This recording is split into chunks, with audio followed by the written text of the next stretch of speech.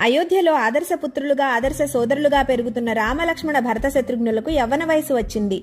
దశరథుడి జీవితం చివరి దశలో ఉన్నాడు. 19,000 సంవత్సరాల వయసు. దేహంలో పటుత్వం తగ్గుతుంది. మనసులో పలు ఆలోచనలతో స్మృతి తగ్గుతుంది. వెంటనే అందరూ ఇష్టపడే రాముడికి కళ్యాణం చేసి యువరాజ పట్టాభిషేకం చేయాలని అనుకుంటాడు. బంధువులను, పురోహితులను, శ్రేయోభిలాషులను, వశిష్ఠుడు మొదలైన వారిని పిలిచి ఈ విషయం సంప్రదిస్తూ ఉంటాడు. ఇంతలో ద్వారపాలకులు వచ్చి విశ్వామిత్ర మహర్షి వచ్చినట్లు చెప్తారు. ఇంత మంగళకరమైన ఆలోచన చేస్తున్న సమయంలో మహర్షి రాక శుభంగా భావించి సంతోషంతో ఎదురెళ్లి మహర్షిని ఆహ్వానిస్తాడు. విశ్వామిత్రుణ్ణి స్తుతిస్తూ, మీ దర్శనం నాకు అమృతపానంలా ఉంది. నా జన్మ ధన్యం. మీరు ఏ కారణంతో వచ్చినా మిమ్మల్ని సంతృప్తి పరిచేందుకు నేనుంటాను.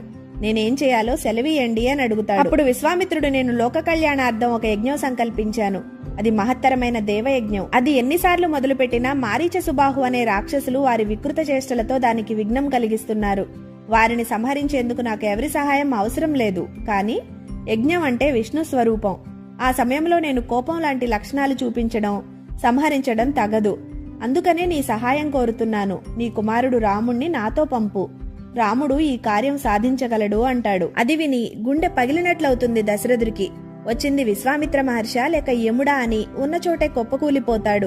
గద్గర కంఠంతో, మహర్షి, జీవిత సంధ్యాకాల సమయంలో నాకు ఈ బిడ్డలు కలిగారు. రాముడు చాలా చిన్నవాడు. రాక్షసులతో పోరాడే విద్యలు నేను నేర్పించలేదు. రాక్షసులు కామరూపులు మీకు తెలుసు. ప్రత్యక్ష యుద్ధం కాక మాయలతో యుద్ధం చేస్తారు. వారి ముందు నా బిడ్డ ఏపాటి. రాముణ్ణి తీసుకువెళ్లడం అంటే నా ప్రాణం తీసుకువెళ్లినట్లే. మీకు కావాల్సింది యాగ సంరక్షణే కదా. నేనొస్తాను. నా చతురంగ బలాలతో వచ్చి రాక్షసులను ఎదుర్కొంటాను. మీరు మీ యజ్ఞం నిర్విఘ్నంగా చేసుకోండి. ఎవరు ఆ మారీచ సుబాహులు నాకు చెప్పండి అంటాడు. విశ్వామిత్రుడు పౌలస్య వంశంలో రావణాసురుడు అనేవాడు ఉన్నాడు అని అనగానే మహర్షి మాట పూర్తి కాకుండానే దశరథుడు అడ్డుపడి భయంతో, రాముడు కాదు, నేను కాదు, రావణుణ్ణి ఎదిరించగలవారు ఎవ్వరూ లేరు, నన్ను క్షమించండి అని కాళ్ల మీద పడతాడు. విశ్వామిత్రుడు కోపంతో, మరి నాకు సహాయం చేస్తానని నువ్వు అన్న మాట అనగానే భూమి కంపిస్తుంది.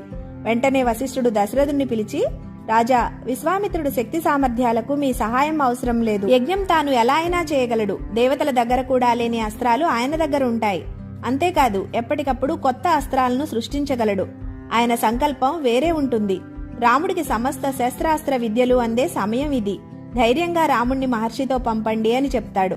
దశరథుడు కుదుటపడి విశ్వామిత్రుడికి నమస్కరించి, మహర్షి, పుత్రవాత్సల్యంతో అలా మాట్లాడాను. నన్ను క్షమించండి. రాముణ్ణి మీతో తీసుకువెళ్ళండి అంటాడు.